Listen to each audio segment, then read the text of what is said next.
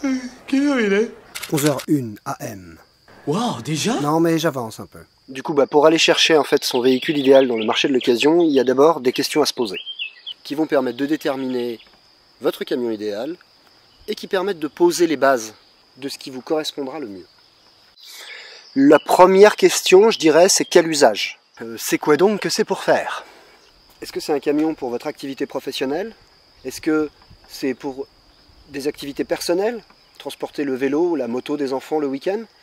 Est-ce que c'est pour aller à la pêche? Est-ce que c'est pour dormir dedans et donc que ça devient un camion aménagé pour y vivre à temps plein ou juste de temps en temps? Toutes ces questions déterminent déjà pas mal potentiellement la dimension du camion, ce que vous vous sentez à conduire, mais aussi ce que vous allez pouvoir en faire. Une des questions qu'on pourrait se poser, c'est est-ce qu'on cherche un camion neuf ou d'occasion? Bon, j'ai envie de dire, sur cette série de vidéos, on se concentre sur le véhicule d'occasion, donc on ne va pas se poser la question du neuf. La charge utile nécessaire, elle n'est pas anodine, parce que certains camions, quelle que soit leur taille, acceptent une charge utile de 3 tonnes ou de 3 tonnes 5. Parfois même 2 tonnes 2, en fonction des types de marques et de la taille de l'utilitaire. Ça, c'est pas anodin, parce que c'est ce qui vous permet de charger ou non le camion. Typiquement, pour un camion aménagé, on va aller préférer un camion qui accepte une charge utile totale, en poids total en charge, je veux dire, de 3 tonnes 5. Si c'est pour transporter la moto des enfants le week-end, bon, un 3 tonnes 3 suffira. En dessous, je dirais que c'est un usage très occasionnel, c'est pour y mettre un matelas, y transporter les affaires de grand-maman. Vous allez être vite limité en charge. Parce que un utilitaire, même de petite taille, fera déjà entre, allez, on va dire en gros 1800 et 2000 kg. S'il accepte un poids total en charge maximum de 2200 ou 2500 kg, faites le calcul, il vous reste que 200 à 500 kg à charger. Ça va très vite.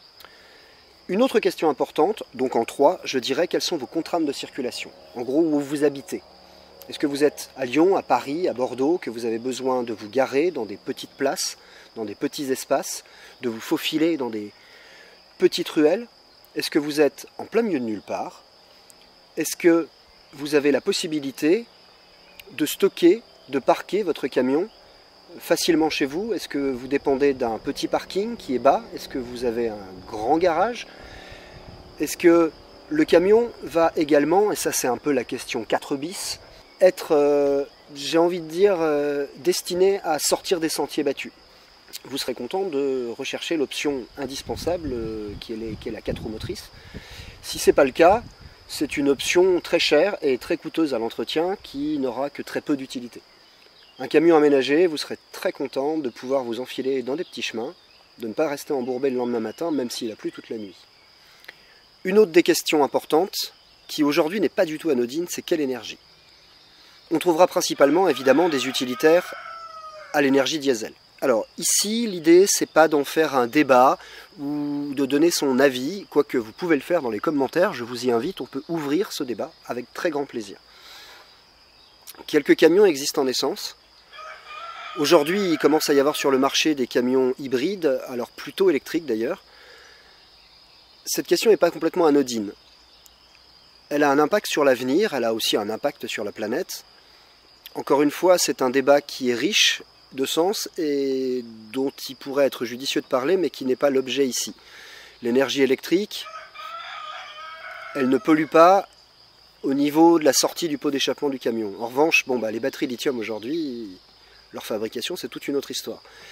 Ça dépend surtout, donc encore une fois, de votre usage. Est-ce que vous avez la possibilité de brancher le camion tous les jours ou pas? Est-ce que vous avez envie de tenter l'aventure sur un moteur plutôt ancien en essence? C'est plus rare maintenant de trouver des camions récents en essence, mais on va recommencer à en trouver avec le fait que le gouvernement lutte contre le diesel. Donc la question de l'énergie n'est pas complètement anodine. Du coup, avec tout ça, on peut aussi poser une autre question, c'est quel avenir pour ce véhicule? Est-ce que vous avez envie de le conserver 1 an, 5 ans, 10 ans, de le conserver jusqu'à sa mort? Ou est-ce que vous allez avoir envie de le revendre et donc de changer de camion régulièrement pour essayer de ne pas trop perdre d'argent et de ne pas prendre de trop de vétusté et d'avoir régulièrement un camion récent par exemple, Cette question-là va déterminer aussi notamment un certain nombre de choix qui ne dépendent peut-être pas que de vous et de vos critères personnels. Qu'est-ce qui va être intéressant pour la revente du véhicule? Est-ce que c'est son âge? Est-ce que c'est son style, son design, sa couleur? Les options qui peuvent plaire? Est-ce que vous allez avoir envie et la possibilité de lui adjoindre des valeurs ajoutées? Ceci dit, c'est une question aussi de moyens, de capacité, d'envie. Est-ce que vous allez lui refaire une peinture complète, lui faire une réfection moteur si vous achetez un camion plus ancien qui a des problèmes? Dans le cas d'un camion aménagé, est-ce que vous allez lui faire un aménagement total et complet qui va vous permettre de valoriser le camion et donc de le revendre d'une certaine manière plus cher que le prix d'achat, puisque vous lui avez apporté donc une valeur ajoutée? Il y a aussi la question des kilomètres parcourus. Cette question-là, c'est la question des kilomètres parcourus par vous. Combien de kilomètres par mois ou par an?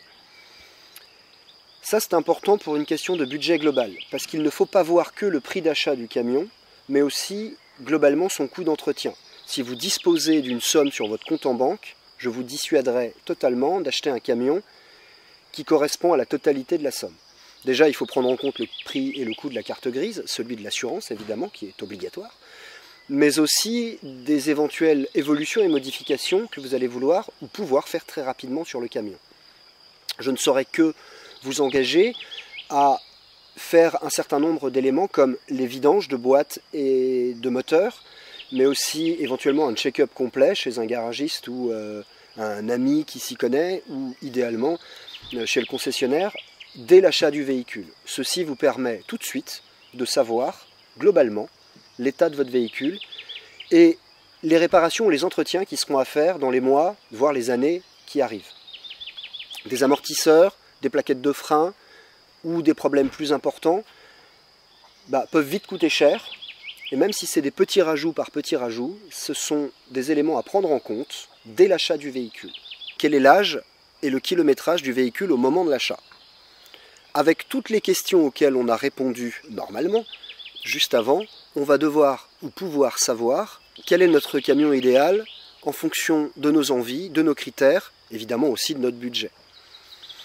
La question du kilomètre et de l'âge du véhicule que vous achetez a pas mal d'incidences sur la suite. Souvent un véhicule qui aura beaucoup de kilomètres, même si les annonces sont marquées qu'il n'y a rien à faire et que les vendeurs sont tout à fait honnêtes et de bonne foi, il est fort à parier que ce sera des véhicules qui vous demanderont de faire des frais réguliers. Ceci dit, vous n'êtes pas exempt d'avoir besoin de faire des frais sur des véhicules récents ou régulièrement entretenus en garage. Est-ce qu'on va plutôt choisir un camion récent ou un vieux briscard? Est-ce qu'on va plutôt choisir un camion faible kilomètre ou beaucoup de kilomètres? Ça, c'est des questions vraiment spécifiques qu'on va aborder dans les prochaines vidéos. Et lâche-moi un petit pouce bleu, ça fait toujours plaisir.